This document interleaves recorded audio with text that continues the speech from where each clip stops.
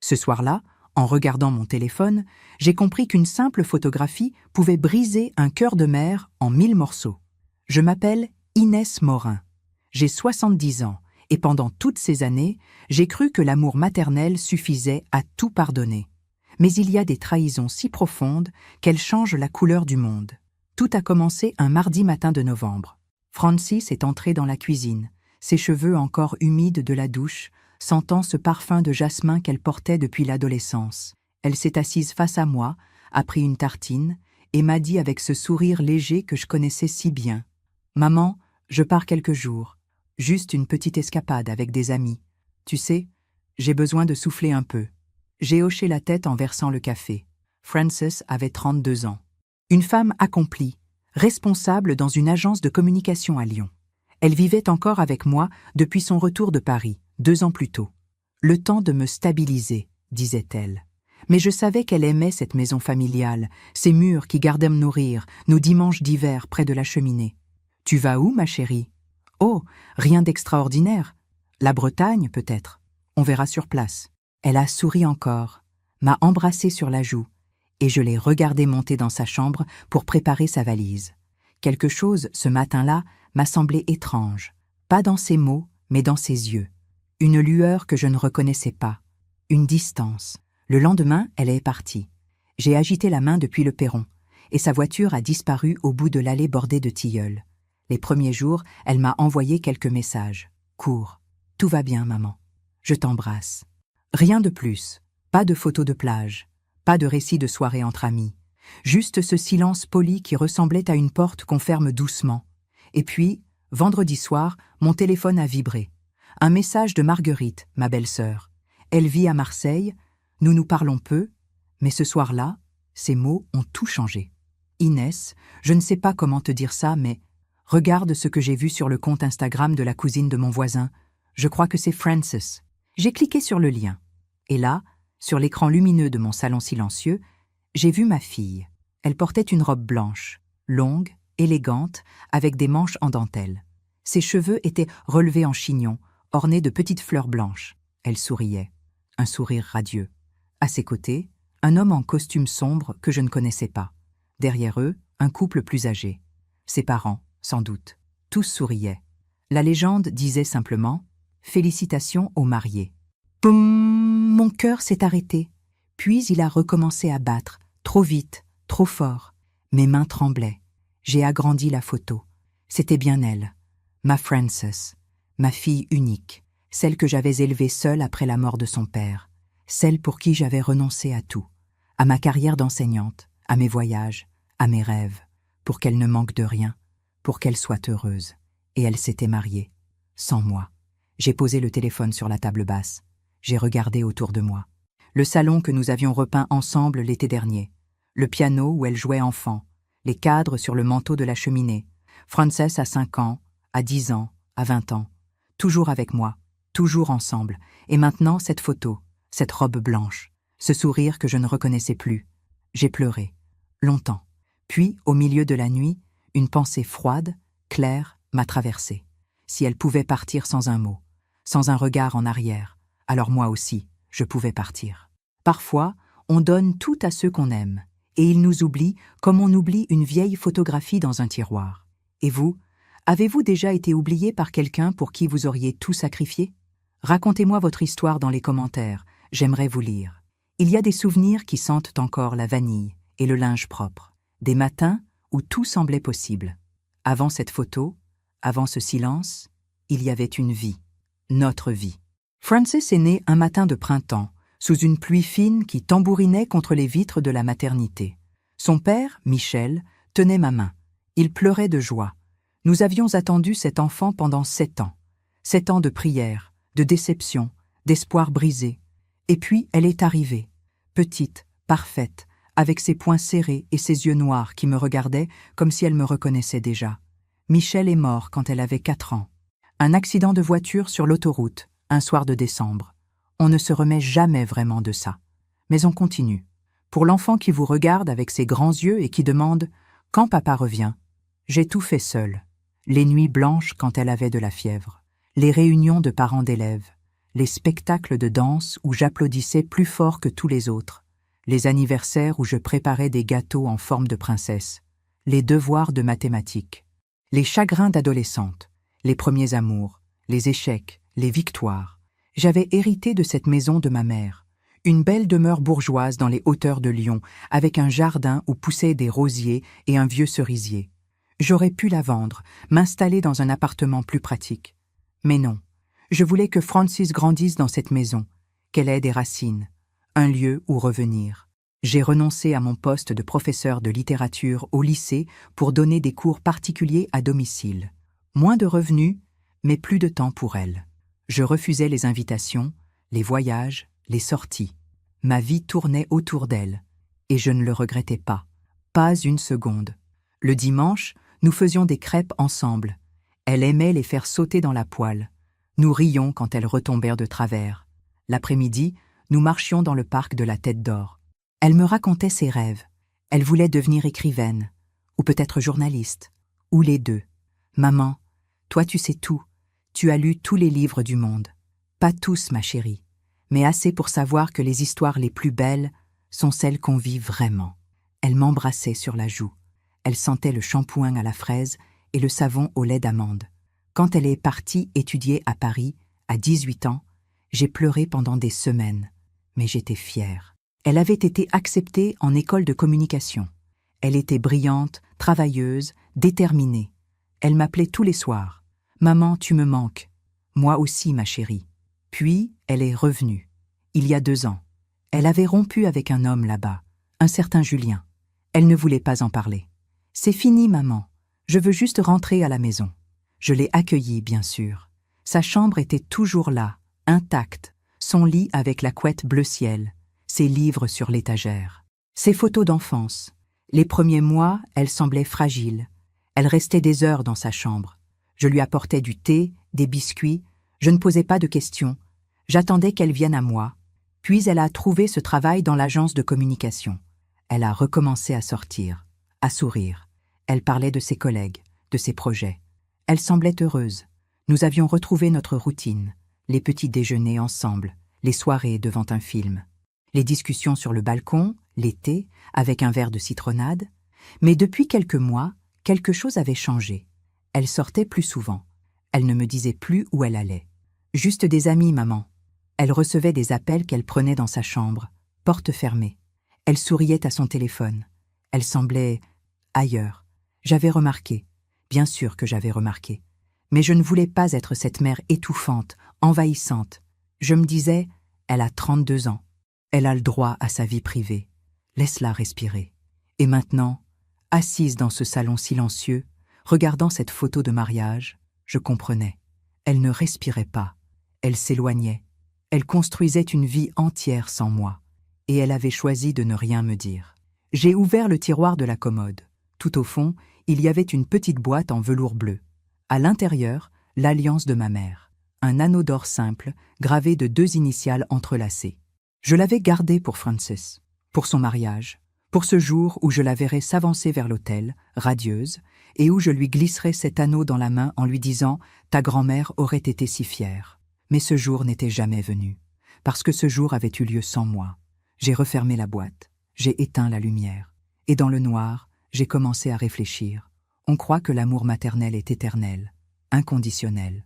Mais personne ne parle de ce qui se passe quand cet amour devient invisible, quand on devient un fantôme dans la vie de son propre enfant.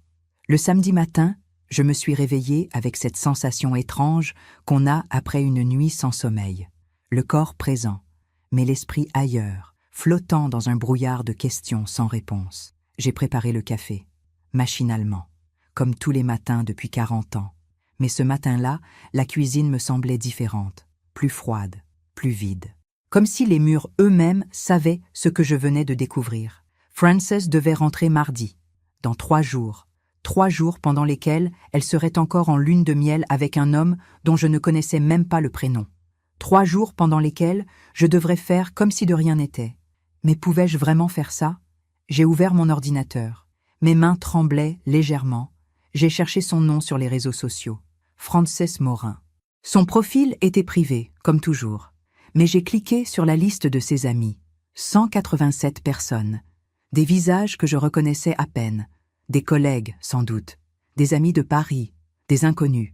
Et puis, je l'ai vu. Alexandre Fortier. Sa photo de profil montrait un homme d'une quarantaine d'années, brun, sourire confiant. À côté de son nom, une petite icône. Marié avec Frances Morin. Alexandre Fortier. J'ai cliqué sur son profil. Public, lui. Des dizaines de photos. Des voyages. Des restaurants. Et Francis partout. Au restaurant, riant. En randonnée dans les Alpes. Sur une terrasse, au soleil. Des photos qui remontaient à plusieurs mois. 6 mois. 8 mois peut-être. 8 mois. Pendant 8 mois, elle avait vécu cette histoire d'amour sous mon toit. Et je n'avais rien su. Rien vu. Ou peut-être que j'avais choisi de ne pas voir. Je me suis souvenu. Mars dernier.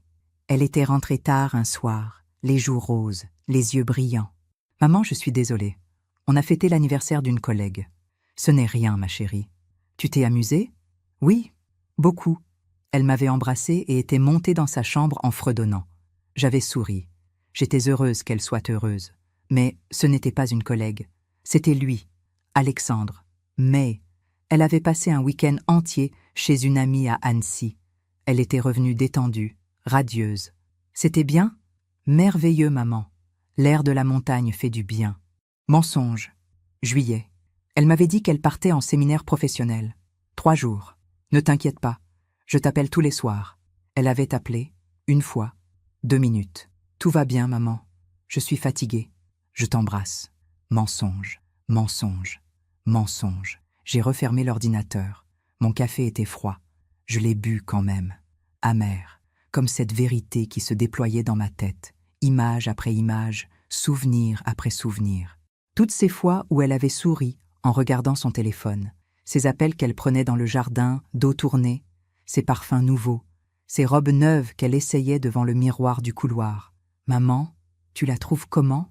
Magnifique, ma chérie, tu es magnifique. » J'avais cru qu'elle se reconstruisait, qu'elle reprenait confiance après cette rupture avec Julien. Mais non, elle construisait une nouvelle vie, avec quelqu'un d'autre, en secret. Pourquoi ? C'était la question qui tournait dans ma tête comme une aiguille coincée sur un vieux disque. Pourquoi me mentir ? Pourquoi me cacher cet homme ? Avait-elle honte ? Avait-elle peur que je désapprouve ? Ou pire, avait-elle simplement décidé que je n'avais plus ma place dans sa vie ? J'ai monté à l'étage. Je suis restée devant la porte de sa chambre, fermée. Je n'entrais jamais sans sa permission. Jamais. Même quand elle était petite. Je respectais son intimité. Mais ce matin-là, j'ai tourné la poignée. La chambre sentait encore son parfum. Jasmin et vanille. Le lit était fait. Tout était rangé. Trop rangé. Comme si elle avait voulu effacer toute trace de désordre. Sur la commode, un cadre. Une photo de nous deux, prise l'été dernier dans le jardin. Nous sourions. Nous avions l'air heureuses. J'ai ouvert le tiroir de la table de nuit. Des carnets, des stylos, et tout au fond, une enveloppe blanche, pas fermée. J'ai hésité, puis je l'ai ouverte. À l'intérieur, une carte d'invitation. Papier épais, lettres dorées. Monsieur et Madame Fortier sont heureux de vous inviter au mariage de leur fils Alexandre avec Mademoiselle Frances Morin. La date, le lieu. Un château dans le Luberon. Et en bas, écrit à la main, au stylo bleu, « Maman, je t'expliquerai. Je te demande juste de me faire confiance. » Cette carte n'avait jamais quitté son tiroir. Elle ne me l'avait jamais donnée. J'ai remis l'enveloppe à sa place. J'ai refermé le tiroir. Je suis redescendue. Dehors, le ciel était gris. Une pluie fine commençait à tomber. J'ai regardé le jardin, les rosiers que nous avions plantés ensemble, le cerisier sous lequel elle faisait ses devoirs, l'été, le banc où nous nous asseyions pour parler. Tout était encore là. Mais elle était déjà partie. Pendant que je raconte tout cela, je me demande d'où vous m'écoutez. Écrivez le nom de votre ville en commentaire. Les 3 jours suivants ont été les plus longs de ma vie. Je continuais mes gestes quotidiens. Arroser les plantes, préparer mes repas, répondre aux messages de mes élèves. Mais tout me semblait irréel, comme si je jouais un rôle dans une pièce de théâtre dont je ne comprenais pas l'intrigue. Le dimanche, Marguerite m'a appelé. « Inès, tu as vu ? Tu as parlé à Frances ? » ?»« Non, pas encore. »« Comment ça, pas encore ? Elle s'est mariée dans ton dos. Tu ne vas rien dire ?» J'ai serré le téléphone contre mon oreille. La voix de Marguerite était indignée, presque agressive. Mais je ne ressentais pas de colère. Pas encore. Juste ce vide immense, cette incompréhension. Je ne sais pas quoi dire, Marguerite. Je ne sais pas quoi penser. Moi, je sais. C'est inadmissible. Après tout ce que tu as fait pour elle, tout ce que tu as sacrifié, et elle te fait ça, elle avait peut-être ses raisons. Ces raisons? Quelles raisons peuvent justifier de mentir à sa propre mère, de l'exclure du jour le plus important de sa vie? Je n'avais pas de réponse. J'ai raccroché en prétextant un rendez-vous. Mais il n'y avait aucun rendez-vous. Il n'y avait que moi, seul dans cette maison qui résonnait de nos souvenirs.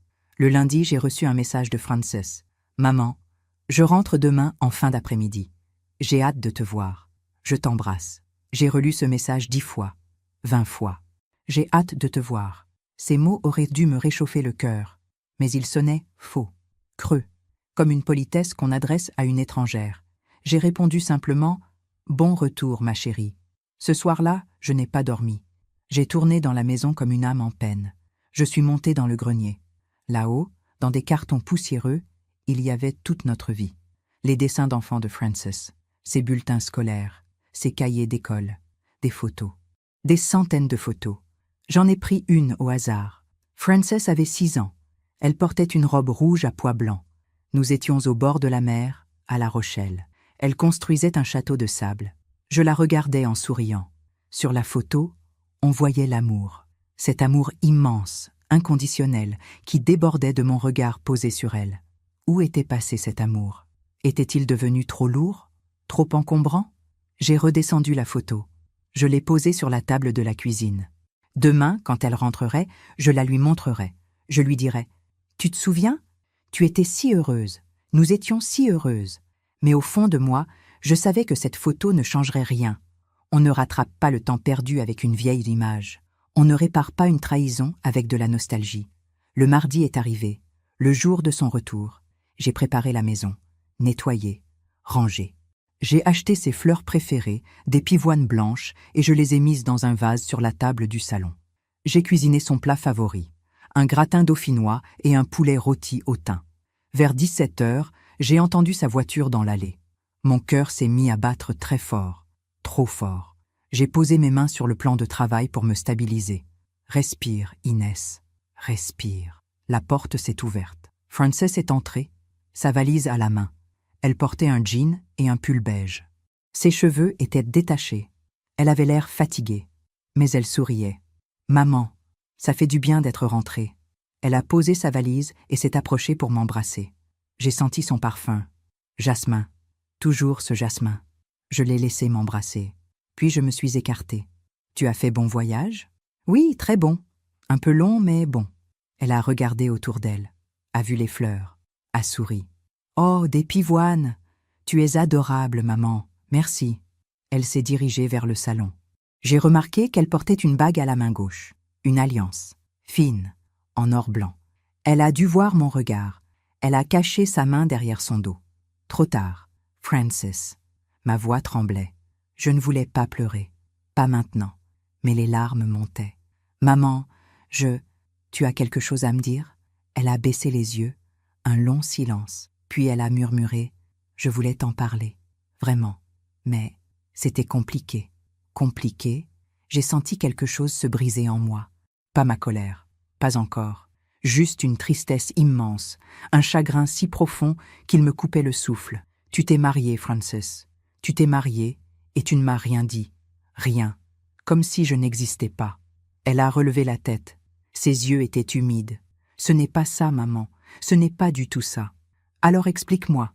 Explique-moi pourquoi ta propre mère n'était pas invitée au mariage de sa fille unique. » J'avais peur, maman. Peur de quoi? Peur que tu ne comprennes pas.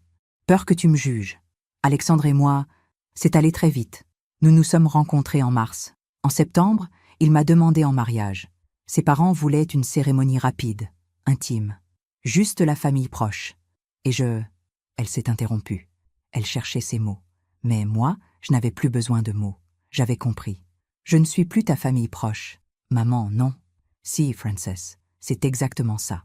Je suis devenue... Quoi? Une colocataire? Une vieille femme dont on s'occupe par politesse? Arrête, maman. Tu dramatises. Je dramatise. Ma voix est montée. Pour la première fois depuis des années, j'ai haussé le ton. Tu m'as menti pendant des mois. Tu as construit toute une vie dans mon dos. Tu t'es marié sans moi. Et tu me dis que je dramatise? Frances s'est mise à pleurer. De vraies larmes. Mais je ne pouvais plus les voir. Je ne pouvais plus la consoler.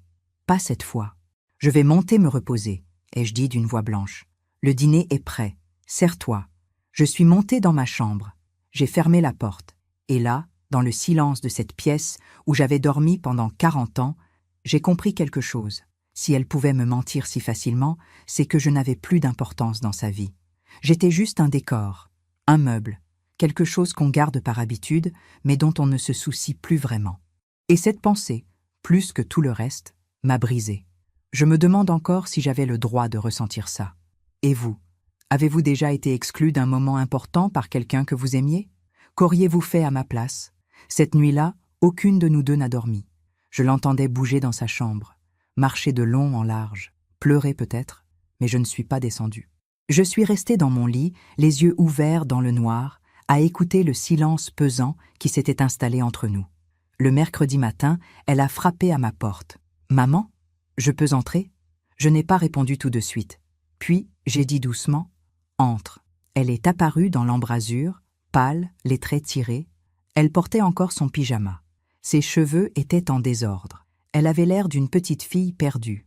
Mais elle n'était plus une petite fille. Elle était une femme mariée, une femme qui avait fait des choix. « Maman, il faut qu'on parle. » « Je t'écoute. » Elle s'est assise au bord de mon lit. Elle a pris une grande inspiration. « Je sais que je t'ai fait du mal. Et je suis désolée, vraiment désolée. Mais il faut que tu comprennes, Alexandre, ce n'est pas comme les autres. C'est différent. » « Différent comment? » « Il est stable, mature. Il a 42 ans. Il a sa propre entreprise. Une belle situation. Ses parents ils sont importants. Son père est notaire à Aix-en-Provence. Sa mère vient d'une vieille famille provençale. Ils ont des relations, un certain standing. J'ai écouté ces mots. Standing, relation, comme si la vie se mesurait à ça. Et alors, qu'est-ce que ça change? Frances a détourné le regard. Ils ont des attentes, des codes. Ils voulaient un mariage discret, élégant. Juste la famille et quelques amis proches. Pas trop de monde. Tu comprends? Non, Frances. Je ne comprends pas. Je suis ta mère, ta seule famille.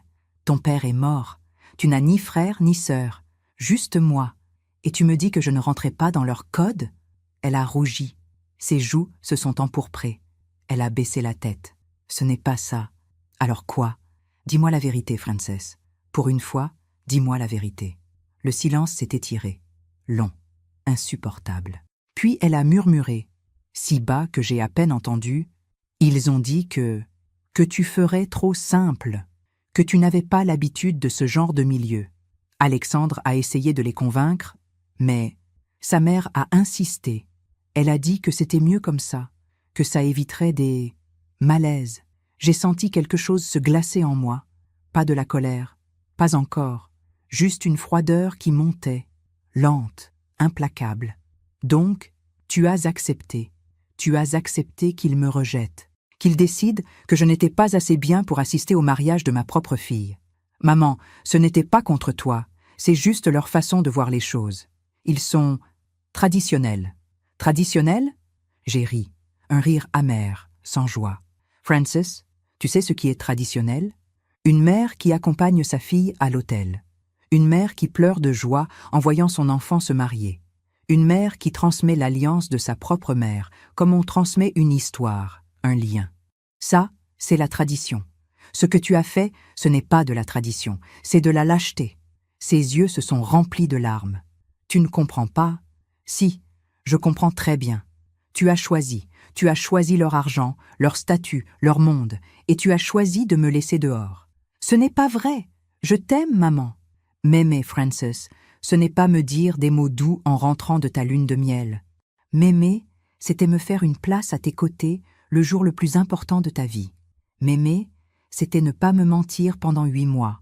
M'aimer, c'était avoir le courage de dire à ces gens « Ma mère sera là, que ça vous plaise ou non ». Elle pleurait maintenant, de gros sanglots qui secouaient ses épaules. Mais je ne la prenais pas dans mes bras. Je ne pouvais plus. « Maman, je t'en prie. Ne sois pas comme ça. J'avais besoin de cette chance. Alexandre, c'est ma chance. Une vie stable, confortable. Après Julien, après toutes ces années difficiles, j'avais besoin de ça. Et moi, Frances, qu'est-ce que j'avais besoin? Elle n'a rien dit, parce qu'elle n'avait jamais pensé à ça, à ce dont j'avais besoin, à ce que je ressentais. Sors de ma chambre, s'il te plaît. Maman, sors. Elle s'est levée. Elle a fait quelques pas vers la porte, puis elle s'est retournée. Je vais aller vivre chez Alexandre, à Aix. Il a une maison là-bas. Je vais faire mes valises. J'ai hoché la tête sans la regarder. Fais ce que tu veux, Frances. Tu l'as toujours fait. Elle est sortie. J'ai entendu ses pas dans le couloir, puis le bruit de sa porte qui se fermait. Je suis restée assise sur mon lit.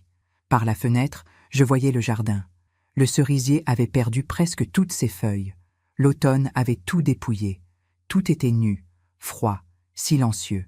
Et moi, j'étais comme cet arbre, vidé, dépouillé, mais toujours debout. Dans l'après-midi, j'ai entendu sa voiture démarrer. Elle est partie, sans un au revoir, sans un regard en arrière. J'ai descendu les escaliers. La maison était vide, terriblement vide. Sur la table de la cuisine, elle avait laissé un mot. « Maman, j'espère qu'un jour tu me pardonneras. Je t'aime. Frances. » J'ai froissé le papier. Je l'ai jeté à la poubelle. Les mots, c'est facile. Les actes, c'est autre chose. Et ce jour-là, j'ai compris que les actes de Frances parlaient des plus forts que tous ces « je t'aime ». Les jours suivants ont passé dans une brume étrange. Je me levais, je faisais du café, je regardais le jardin, je donnais mes cours particuliers, je répondais poliment aux questions de mes élèves, mais j'étais ailleurs, absente de ma propre vie. Frances ne m'a pas appelée, pas un message, pas un signe, comme si partir suffisait, comme si laisser un mot froissé sur une table effaçait tout. Marguerite m'a téléphoné plusieurs fois, je n'ai pas répondu. Ma voisine, Madame Blanc, une femme douce d'une 60aine d'années, est venue sonner à ma porte avec une tarte aux pommes. « Inès, ça va? Je ne vous ai pas vue depuis plusieurs jours. Vous semblez différente. Tout va bien, Claudine. Merci pour la tarte. Vous êtes sûre? Si vous avez besoin de parler? Non, vraiment. Tout va bien. » J'ai refermé la porte, mais tout n'allait pas bien. Le vendredi soir, une semaine après le départ de Frances, j'ai reçu un colis. Un paquet élégant, emballé dans du papier crème avec un ruban doré. À l'intérieur, un faire-part de mariage, officiel, imprimé sur du papier verger. Monsieur et Madame Fortier sont heureux de vous annoncer le mariage de leur fils Alexandre avec Mademoiselle Frances Morin. Et avec le faire-part, une lettre. L'écriture était soignée, presque calligraphiée. Chère Madame Morin, nous regrettons de ne pas avoir eu l'occasion de faire votre connaissance avant le mariage de nos enfants. Les circonstances ont voulu que cette union se fasse dans l'intimité, comme nous le souhaitions. Nous espérons que vous comprendrez. Alexandre et Frances sont désormais installés à Aix-en-Provence. Ils seront très heureux dans la maison familiale que nous avons mise à leur disposition. Frances a trouvé un poste dans notre réseau professionnel. Elle sera bien entourée. Nous vous souhaitons une bonne continuation. Cordialement, Geneviève et Robert Fortier. J'ai relu cette lettre 3 fois. Chaque mot était une gifle polie. Nous regrettons. Vous comprendrez. Bonne continuation. Ils ne regrettaient rien. Ils avaient eu ce qu'ils voulaient. Ma fille, sans moi, une belle fille malléable, reconnaissante, prête à tout pour appartenir à leur monde. Et Frances, elle avait accepté. Elle avait accepté de devenir leur créature. De renier sa propre mère pour porter leur nom, vivre dans leur maison, travailler dans leur réseau. Elle avait vendu son âme. Et moi avec. Ce soir-là, j'ai ouvert une bouteille de vin, du Bordeaux que Michel avait mis en cave il y a des années. Je l'avais gardé pour une occasion spéciale.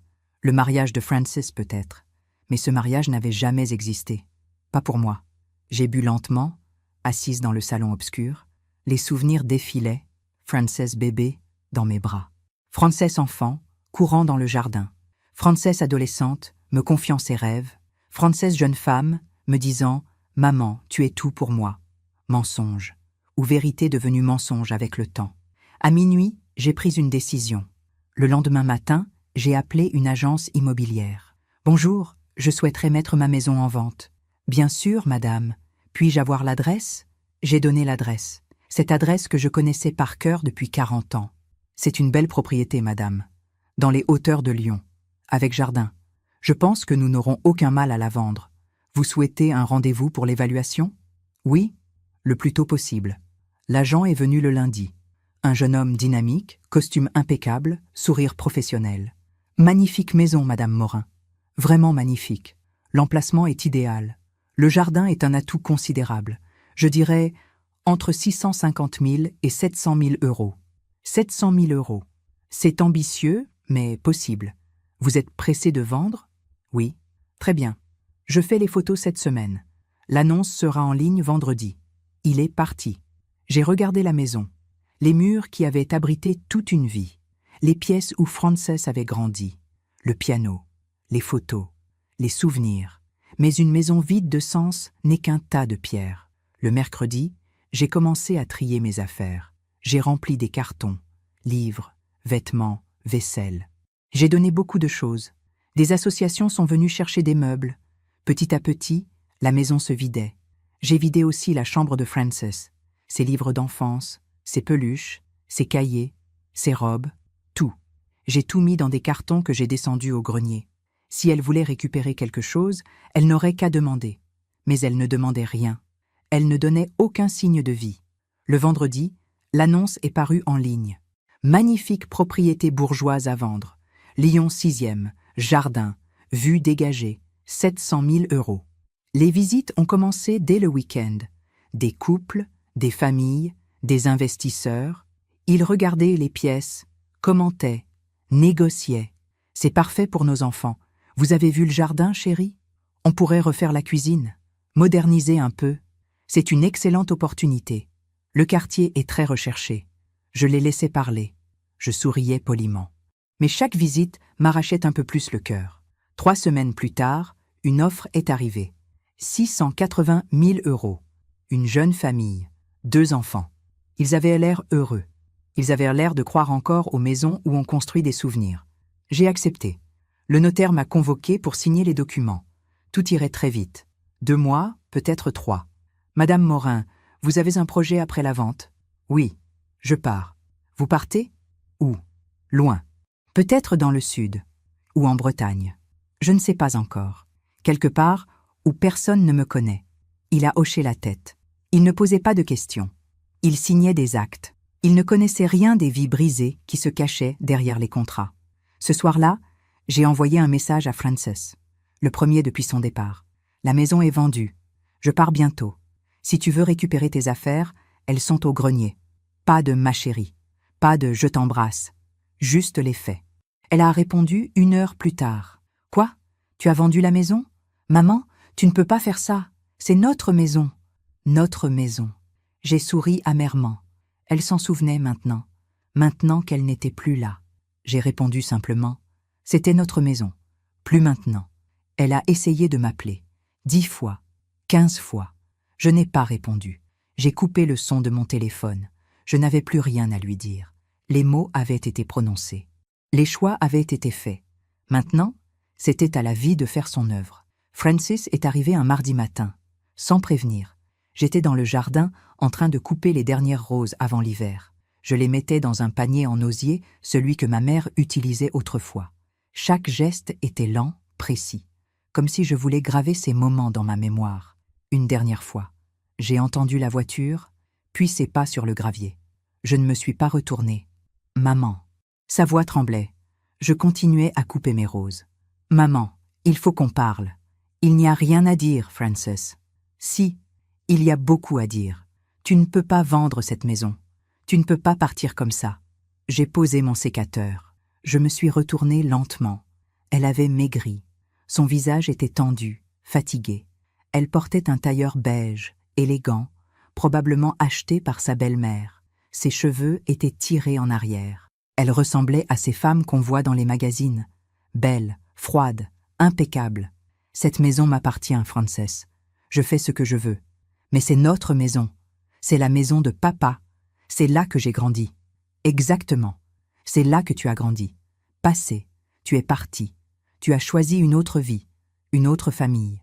Tu es ma famille. Non, Frances. Ta famille, maintenant, ce sont les Fortier, avec leur maison en Provence, leurs relations, leur standing. Elle a pâli. Tu m'en veux à ce point? Je ne t'en veux pas. Je suis juste lucide. Tu as fait un choix. J'en fais un aussi. Mais où vas-tu aller? Je ne sais pas encore. Peut-être Vannes ou Nantes. J'ai toujours aimé la Bretagne, la mer, le vent, les recommencements. Maman, tu ne peux pas partir comme ça. Qu'est-ce que je vais devenir sans toi? J'ai senti quelque chose se serrer dans ma poitrine. Cette phrase. Qu'est-ce que je vais devenir sans toi? Elle l'avait dit quand elle avait 6 ans et que je l'avais laissée chez ma mère pour aller travailler. Elle l'avait dit à 13 ans quand j'avais dû partir en formation une semaine à Paris. Elle l'avait toujours dit, mais elle n'y croyait plus. Et moi non plus. Tu vas très bien, Frances. Tu as un mari, une belle famille, une maison, un travail. Tu n'as plus besoin de moi. Ce n'est pas vrai. Si. Et c'est normal. C'est la vie. Les enfants grandissent. Ils partent. Ils construisent leur propre existence. Toi, tu l'as fait plus brutalement que d'autres. Mais c'est fait. Elle s'est mise à pleurer. De vraies larmes qui coulaient sur ses joues, parfaitement maquillées. Je regrette, maman. Je regrette tellement. J'aurais dû t'inviter. J'aurais dû leur tenir tête. Mais j'avais peur. Peur de tout perdre. Alexandre, c'est ma dernière chance. J'ai 32 ans. Je ne peux pas me permettre de rater encore une fois. Rater quoi, Frances? Ta vie? Ton bonheur? Ou juste une belle image à montrer aux autres? Elle n'a rien répondu. Parce qu'elle ne savait pas. Ou peut-être qu'elle savait, mais qu'elle ne voulait pas l'admettre. Entre. On va boire un thé. Nous sommes entrés dans la maison. La cuisine était presque vide. J'avais emballé la plupart des objets. Sur le plan de travail, il restait juste une bouilloire, 2 tasses et la boîte de thé Earl Grey que nous aimions toutes les deux. J'ai fait chauffer l'eau. J'ai versé le thé. Nous nous sommes assises face à face, comme nous l'avions fait des centaines de fois. Mais cette fois, c'était différent. Il y avait un gouffre entre nous, un silence qu'aucun mot ne pouvait combler. « Maman, je veux que tu rencontres Alexandre et ses parents. Je veux qu'on reparte sur de bonnes bases. » Non. Comment ça, non? Je ne veux pas rencontrer ces gens, Frances. Je ne veux pas faire semblant. Je ne veux pas sourire poliment pendant qu'ils me jugent. Je ne veux pas entrer dans leur monde. Mais pour moi? Tu ne veux pas le faire pour moi? J'ai posé ma tasse. Je l'ai regardé droit dans les yeux. Frances, j'ai tout fait pour toi. Toute ma vie. J'ai renoncé à ma carrière, à mes voyages, à mes rêves. J'ai vécu pour toi. Et toi, tu n'as même pas pu me faire une place à ton mariage. Alors non, je ne ferai plus rien pour toi. Parce que, pour toi, ça veut dire m'effacer, disparaître, accepter d'être traité comme si je ne comptais pas. Ce n'est pas juste. Non, Frances, ce qui n'est pas juste, c'est ce que tu m'as fait. Et maintenant, je reprends ma vie, ce qu'il en reste. Elle a pleuré encore, longtemps, puis elle s'est levée. Quand pars-tu? Dans 6 semaines, début janvier. Le notaire finalise la vente. Et je ne saurai même pas où tu es? Je t'enverrai mon adresse, quand je serai installée. Maman, au revoir, Frances. Elle a compris que c'était fini. Elle a pris son sac, elle est sortie, puis elle s'est retournée une dernière fois. Je t'aime, maman. Je sais, mais je n'ai pas dit que je l'aimais aussi. Pas cette fois. Parce que l'amour sans respect, sans considération, ce n'est plus de l'amour. C'est juste de l'habitude. Et les habitudes, on peut les briser. Elle est partie. J'ai regardé sa voiture disparaître au bout de l'allée. Les semaines suivantes ont passé vite. Trop vite. Les cartons s'accumulaient. Les pièces se vidaient. La maison perdait son âme. Le 20 décembre, la vente a été signée. J'ai remis les clés à la jeune famille. La femme m'a souri. « Merci, Madame Morin. Nous prendrons soin de cette maison. Elle est magnifique. » Oui, elle l'est. J'ai chargé mes affaires dans un camion de déménagement. Quelques meubles, des cartons. Pas grand-chose finalement. Une vie entière tenait dans quelques mètres cubes. Le 23 décembre, je suis partie. J'avais loué un petit appartement à Vannes, face à la mer, avec un balcon où je pourrais regarder les vagues et les goélands. Avant de partir, j'ai fait une dernière chose. J'ai commandé une plaque en bois laqué avec des lettres rouges. Vendue. Et le 24 décembre au matin, très tôt, je suis revenue. J'ai fixé cette plaque sur la porte d'entrée, puis je suis partie, pour de bon. Frances rentrait de sa lune de miel prolongée chez ses beaux-parents ce jour-là. Elle voulait me faire une surprise, passer Noël avec moi, me présenter Alexandre, repartir sur de nouvelles bases. Mais quand elle est arrivée, elle a vu la plaque. Vendue. Elle a sonné, personne n'a répondu. Elle a frappé. Le silence. Elle a appelé sur mon téléphone. Messagerie. Elle a compris. Le soir même, j'ai reçu un message. Puis 10, puis 20. Maman, où es-tu? Maman, réponds-moi s'il te plaît. Maman, c'est Noël. On ne peut pas passer Noël comme ça. Maman, qu'est-ce que tu as fait? Je n'ai pas répondu. J'étais dans mon nouvel appartement, face à la mer, avec une tasse de thé fumant et un livre. Seul, mais libre. Et pour la première fois depuis des mois, j'ai respiré. Je me demande encore si j'ai fait le bon choix. Et vous? Qu'auriez-vous fait à ma place? Vannes en hiver a quelque chose de mélancolique et de beau à la fois. Les rues pavées brillent sous la pluie. Les façades à colombages racontent des histoires anciennes. Et la mer, toujours présente, rappelle que tout passe, que tout change, que rien n'est éternel. Mon appartement était petit, 2 pièces au 3e étage d'un immeuble ancien. Mais il avait ce balcon d'où je voyais le golfe du Morbihan, les bateaux qui partaient au large, les mouettes qui tournoyaient dans le ciel gris. Les premières semaines ont été étranges. Je me réveillais et je ne reconnaissais pas le plafond. Je cherchais mes repères. Puis, je me souvenais. Lyon était derrière moi. La maison était vendue. Francis était ailleurs. J'ai essayé de reconstruire une routine. Le matin, je descendais acheter du pain à la boulangerie du coin. Madame Le Goff, la boulangère, me saluait toujours avec le même sourire chaleureux. « Bonjour, madame. Votre baguette habituelle? »« Oui, merci. Vous vous plaisez ici? »« Oui, beaucoup. » Et c'était vrai. Il y avait quelque chose de libérateur dans cet anonymat. Personne ne me connaissait. Personne ne savait qui j'avais été, qui j'avais perdu. J'étais juste une femme de 70 ans qui achetait son pain et regardait la mer. L'après-midi, je marchais, le long du port, dans les ruelles médiévales, parfois jusqu'à la cathédrale Saint-Pierre, où j'entrais pour m'asseoir quelques minutes dans le silence. Je n'ai jamais été très croyante, mais il y a quelque chose de réconfortant dans ces vieux murs qui ont vu passer tant de vie, tant de douleur, tant d'espoir. Frances continuait à m'envoyer des messages. Au début, plusieurs par jour, puis 1 par jour, puis 1 par semaine. « Maman, donne-moi au moins ton adresse. Maman, on ne peut pas rester comme ça. Alexandre veut te rencontrer, s'il te plaît. Maman, j'ai besoin de toi. » Je lisais, mais je ne répondais pas. Pas encore. Un soir de février, j'ai reçu un appel de Marguerite. « Inès, enfin, j'ai essayé de te joindre pendant des semaines. Où es-tu? »« En Bretagne. »« En Bretagne? Mais pourquoi? Et la maison? » ?»« Vendue. »« Vendue? Mon Dieu, Inès, Frances est au courant? » ?»« Oui. » Il y a eu un silence. Puis Marguerite a dit doucement « Elle est venue me voir, tu sais. Elle pleurait. Elle m'a dit que tu avais disparu, que tu ne répondais plus. Elle se sent coupable. Elle devrait. Inès, tu ne crois pas que tu vas un peu loin? C'est ta fille, quand même. Elle est ma fille, oui. Mais ça ne lui donne pas le droit de me traiter comme elle l'a fait. Je comprends. Mais tu ne peux pas rester fâchée toute ta vie. Je ne suis pas fâchée, Marguerite. Je suis juste fatiguée. Fatiguée de donner sans rien recevoir. Fatiguée d'exister uniquement pour les autres. Et maintenant, tu existes pour qui? Pour moi. Pour la première fois de ma vie, j'existe pour moi. Marguerite a soupiré. Prends soin de toi, Inès. Toi aussi. J'ai raccroché. Et j'ai réalisé quelque chose. Je n'étais pas malheureuse. J'étais triste, oui. Blessée, oui. Mais pas malheureuse. Il y avait une paix étrange dans cette solitude choisie. Un matin de mars, j'ai commencé à écrire. Rien de prétentieux. Juste des pages, des pensées, des souvenirs. Tout ce que j'avais gardé en moi pendant des années. J'écrivais sur Michel, sur nos rêves de jeunesse, sur cette vie que nous avions imaginée et qui s'était arrêtée trop tôt. J'écrivais sur Frances, sur cette petite fille joyeuse qu'elle était, sur la femme qu'elle était devenue, sur cette distance qui s'était creusée entre nous sans que je comprenne vraiment pourquoi ni comment. J'écrivais sur moi, sur cette Inès que j'avais oubliée, celle qui aimait la littérature, qui rêvait de voyager, qui voulait écrire un jour, celle qui s'était effacée, année après année, pour laisser toute la place aux autres. Et petit à petit, en écrivant, j'ai compris. J'avais fait de Frances le centre de ma vie.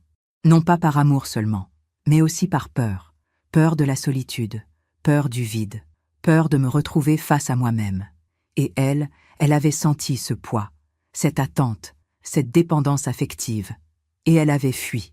Non, ça n'excusait pas son comportement. Ça n'excusait pas le mensonge, la trahison, l'exclusion. Mais ça expliquait, un peu, Les enfants finissent toujours par échapper aux parents qui les serrent trop fort. Comme l'eau entre les doigts. Plus on serre, plus ça s'échappe. Au mois d'avril, j'ai envoyé un message à Frances, le premier depuis mon départ. Je vais bien. Je vis à Vannes. Si tu veux mon adresse, tu peux me la demander. Elle a répondu immédiatement. Maman, oui, s'il te plaît. Donne-moi ton adresse. Je veux venir te voir. Je lui ai donné l'adresse, mais j'ai ajouté « Viens seul, pas avec Alexandre, pas avec tes beaux-parents, juste toi, si tu veux vraiment me voir. » Elle a mis 3 jours à répondre. « D'accord, je viendrai seule. » Le week-end prochain, j'ai préparé l'appartement. J'ai acheté des fleurs, des pivoines blanches, ses préférées. J'ai fait un gâteau au citron, celui qu'elle aimait enfant. Et puis j'ai attendu. Le samedi après-midi, elle a sonné à la porte. Quand je l'ai vue, j'ai eu un choc. Elle avait encore maigri. Ses yeux étaient cernés. Elle portait un chemisier blanc et un jean. Pas de tailleur. Pas de maquillage sophistiqué. Juste Frances. Ma Frances. Elle est entrée. Elle a regardé autour d'elle. « C'est joli, maman. Merci. » Nous nous sommes assises, face à face, comme dans la cuisine de Lyon. Mais cette fois, c'était différent. Quelque chose avait changé en moi. Je n'attendais plus rien d'elle. Et paradoxalement, ça me libérait. « Maman, je suis désolée. Je sais. » « Non, tu ne sais pas. Je suis vraiment désolée. J'ai été lâche, égoïste. J'ai pensé qu'à moi, à ce que je voulais, à ce qui m'arrangeait, et je t'ai fait du mal. Un mal terrible. » Ses mains tremblaient. Elle pleurait. Mais cette fois, je ne pleurais pas. J'écoutais. « Alexandre, il est gentil. Vraiment. Mais ses parents, ils sont étouffants. Ils contrôlent tout. Ma vie, mon travail, mes horaires, mes amis. Ils veulent que je sois une certaine version de moi. Polie, élégante, effacée. Et moi, je ne sais plus qui je suis. Pourquoi restes-tu alors ?» Elle a baissé les yeux. « Parce que j'ai peur. Peur de tout recommencer. Peur d'échouer encore. Peur de me retrouver seule. » J'ai posé ma main sur la sienne. « Frances, tu sais ce que j'ai appris ces derniers mois ?» Elle m'a regardé, les yeux rouges. « Quoi ? Que la solitude, ce n'est pas le pire. Le pire, c'est d'être avec des gens qui ne nous voient pas, qui ne nous respectent pas, qui nous effacent. » Elle a hoché la tête. Elle a pleuré encore. Et cette fois, je l'ai prise dans mes bras. Parce que malgré tout, malgré la douleur, malgré la trahison, elle restait ma fille. Et une mère ne cesse jamais complètement d'aimer. Mais j'avais appris quelque chose d'essentiel. Aimer, ce n'est pas tout accepter. Ce n'est pas tout pardonner. Ce n'est pas s'effacer. Aimer, c'est aussi savoir dire non, savoir partir, savoir se choisir. Et pour la première fois de ma vie, je m'étais choisie. Frances est repartie le dimanche soir. Nous nous étions parlé, vraiment parlé, pour la première fois depuis des mois, peut-être pour la première fois depuis des années. Elle m'avait promis de réfléchir à sa vie, à son mariage, à ce qu'elle voulait vraiment. Je ne lui avais rien imposé. Je lui avais juste dit « Vis pour toi, Frances. Pas pour eux, pas pour moi, pour toi. » Les mois ont passé. L'été est arrivé. Vannes se remplissait de touristes. Le port s'animait. Les terrasses des cafés débordaient de rires et de conversations. Moi, je continuais ma vie tranquille. Mes promenades, mes écrits, mes petites habitudes. Frances m'appelait régulièrement. 2 fois par semaine. Elle me racontait sa vie, prudemment, comme si elle testait le terrain. Je l'écoutais, sans juger, sans conseiller, juste écouter. Et petit à petit, j'ai compris que quelque chose se fissurait dans sa vie parfaite. En juillet, elle m'a appelée, la voix étranglée. « Maman, je peux te parler ?»« Bien sûr. J'ai découvert quelque chose. »« Quoi donc ?» Un silence. Puis elle a lâché. « Alexandre me trompe. » Mon cœur s'est serré. Pas de surprise, pas de satisfaction, juste de la tristesse. Cette tristesse qu'on ressent quand on voit quelqu'un qu'on aime souffrir. Tu en es sûr ? Oui, j'ai vu des messages sur son téléphone. Une collègue de son cabinet. Il se voit depuis plusieurs mois, peut-être même avant notre mariage. Sa voix s'est brisée. J'ai été si bête, maman, si bête. J'ai tout sacrifié pour lui, pour eux. Et lui, il me trompait. Qu'est-ce que tu vas faire ? Je ne sais pas. Ses parents disent que c'est normal, que les hommes ont des écarts, que je dois fermer les yeux, que c'est le prix à payer pour une vie confortable. J'ai senti la colère monter en moi, cette colère froide, calme, qui vous traverse quand vous comprenez que certaines personnes ne changeront jamais. Frances, écoute-moi bien. Tu n'as pas à payer quoi que ce soit. Tu n'as pas à accepter l'inacceptable. Tu vaux mieux que ça. Mais j'ai 33 ans, maman. Si je pars, je me retrouve seule, sans rien, avec un divorce sur les bras. Et alors, tu préfères rester avec un homme qui ne te respecte pas? Dans une famille qui te méprise? Elle a pleuré, longtemps, puis elle a murmuré « Tu as raison, tu as toujours eu raison ». En septembre, Frances est revenue à Vannes, avec 2 valises. Elle avait quitté Alexandre, demandé le divorce. Ses beaux-parents l'avaient mise dehors. Littéralement. Vous n'êtes plus la bienvenue dans cette maison. Elle était pâle, maigre, épuisée. Mais dans ses yeux, il y avait quelque chose de nouveau. Une lueur, une détermination. « Je peux rester quelques jours, maman? Le temps de trouver un appartement? Tu peux rester le temps qu'il faudra. » Elle s'est installée dans la petite chambre. Nous avons retrouvé une routine. Les petits déjeuners ensemble, les promenades le long du port, les soirées devant un film. Mais cette fois, c'était différent. Elle ne me prenait plus pour acquise. Elle m'aidait. Elle me parlait. Elle me regardait vraiment. Un soir d'octobre, alors que nous étions assises sur le balcon, elle m'a dit « Maman, je voulais te dire quelque chose. Je t'écoute. J'ai été horrible avec toi. Et je comprends maintenant pourquoi tu es partie, pourquoi tu as vendu la maison, pourquoi tu as disparu. Je t'avais effacée, comme si tu n'existais plus, comme si tu n'avais été qu'un décor, une commodité. » Ses yeux brillaient de larmes. Et quand je me suis retrouvée chez les Fortier, j'ai compris. J'ai compris ce que c'était d'être invisible, d'être là juste pour servir l'image des autres, pour être conforme, pour être effacée. Tu n'as rien à te reprocher, Frances. Tu as juste vécu. Tu as fait des erreurs, comme nous tous. Non, maman, j'ai été cruelle, et je m'en veux, tellement. Je l'ai prise dans mes bras. Le passé est le passé. Ce qui compte, c'est maintenant. Et maintenant, tu es là. Et tu as choisi ta liberté, ta dignité. En novembre, Frances a trouvé un travail dans une agence de communication à Vannes. Un petit poste, bien moins prestigieux que celui qu'elle avait à Aix. Mais elle souriait en rentrant le soir. Elle parlait de ses projets. Elle recommençait à vivre. Un matin de décembre, j'ai reçu un appel. Un numéro que je ne connaissais pas. Madame Morin? Oui, je suis maître Dubois, l'avocat de Madame Geneviève Fortier. Mon sang s'est glacé. Que me voulez-vous? Madame Fortier souhaite vous parler. Elle aimerait vous rencontrer. Je n'ai rien à lui dire. S'il vous plaît, madame. C'est important. Elle n'a pas beaucoup de temps. Comment ça, pas beaucoup de temps? Un silence, puis... Madame Fortier est malade, très malade. Elle a été diagnostiquée d'un cancer en phase terminale. Elle souhaiterait vous parler avant la fin. J'ai raccroché. Mon cœur battait fort. Je ne savais pas quoi penser, quoi ressentir. Frances m'a regardé. C'était qui? L'avocat de ta belle-mère. Elle veut me voir. Elle est malade, en train de mourir. Frances a pâli. Geneviève, mourante? Apparemment. Elle s'est assise. Elle a posé sa tête entre ses mains. Elle m'avait traité de moins que rien. Elle m'avait dit que je n'étais pas assez bien pour son fils. Elle m'avait humiliée, chassée. Et maintenant, la vie a une drôle de façon de rendre justice, ai-je murmuré. 3 semaines plus tard, j'ai appris par Marguerite que Geneviève Fortier était décédée.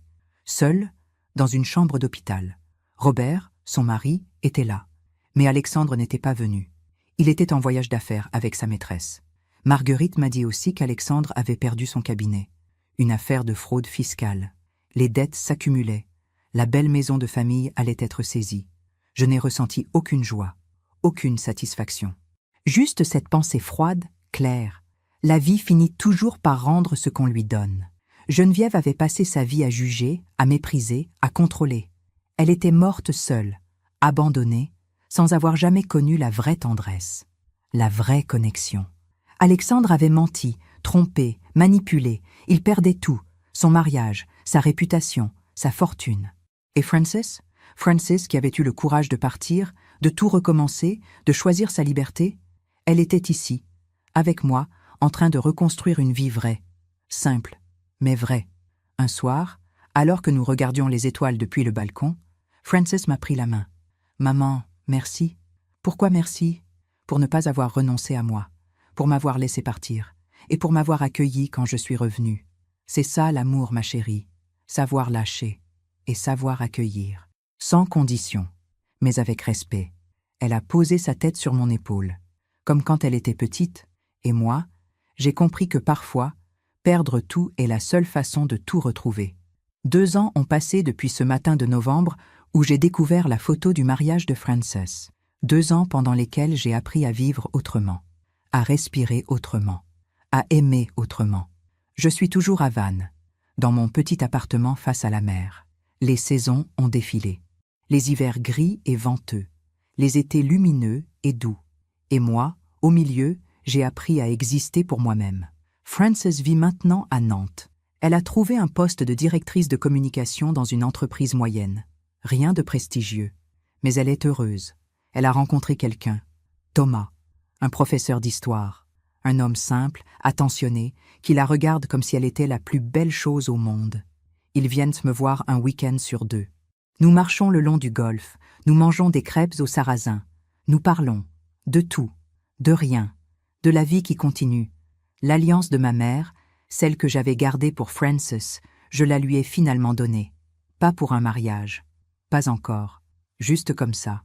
Un après-midi d'avril, alors que nous prenions le thé sur le balcon. « Tiens, ma chérie, c'est pour toi. » Elle a ouvert la petite boîte en velours bleu. Ses yeux se sont remplis de larmes. « Maman, c'est l'alliance de grand-mère ? Oui, je l'avais gardée pour toi, pour le bon moment.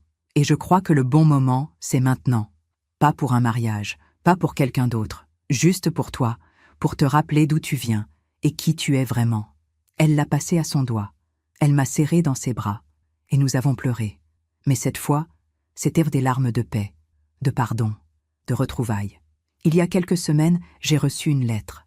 Une enveloppe épaisse, avec une écriture tremblante. C'était Robert Fortier. « Chère Madame Morin, je vous écris ces mots avec beaucoup de difficultés.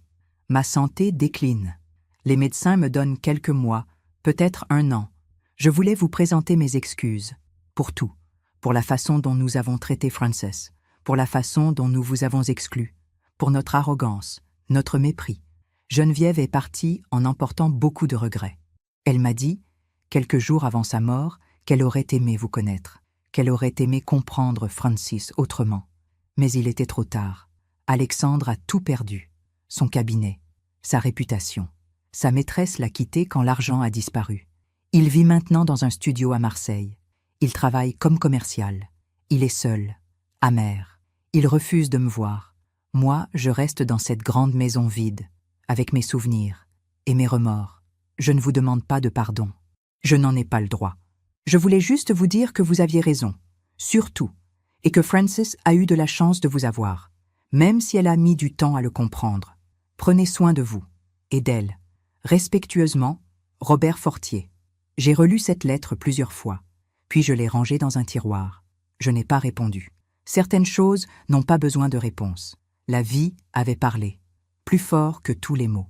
Hier soir, Frances m'a appelé. Maman, Thomas et moi, nous allons nous marier.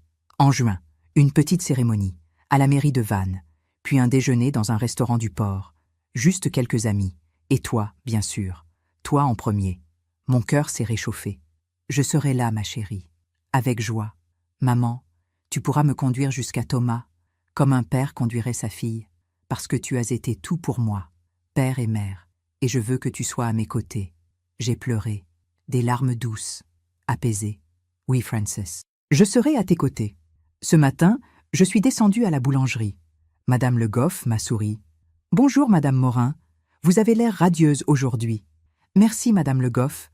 Ma fille se marie en juin. »« Oh, quelle merveilleuse nouvelle. Elle a de la chance de vous avoir. »« C'est moi qui ai de la chance. » Et c'était vrai. Ce soir, assise sur mon balcon, je regarde la mer. Les vagues qui viennent, les vagues qui repartent, le rythme éternel de la vie qui continue. Je pense à Michel, à cette vie que nous avions rêvée ensemble. Je pense à Frances enfant, à Frances adulte, à toutes les Frances qu'elle a été. Je pense à cette femme que j'étais il y a 2 ans, brisée, trahie, perdue. Et je pense à cette femme que je suis devenue, libre, sereine, entière. J'ai appris quelque chose d'essentiel au cours de ces années. On ne peut pas forcer quelqu'un à nous aimer comme nous voulons être aimés. On ne peut pas vivre à travers les autres. On ne peut pas attendre que les autres nous donnent notre valeur. Il faut se la donner soi-même. Il faut savoir partir, savoir dire non, savoir se respecter. Et parfois, c'est dans la perte qu'on trouve enfin ce qu'on cherchait depuis toujours, soi-même. Frances a failli tout perdre pour comprendre ce qui comptait vraiment. Moi aussi, j'ai dû tout lâcher pour me retrouver. Mais aujourd'hui, nous sommes là, ensemble, différemment, mieux. Et je sais que l'alliance de ma mère, celle qui porte les initiales entrelacées de mes parents, celle qui a traversé les générations, brillera bientôt aux doigts de Frances, pas comme un symbole de soumission, mais comme un symbole de transmission, de mémoire, d'amour vrai.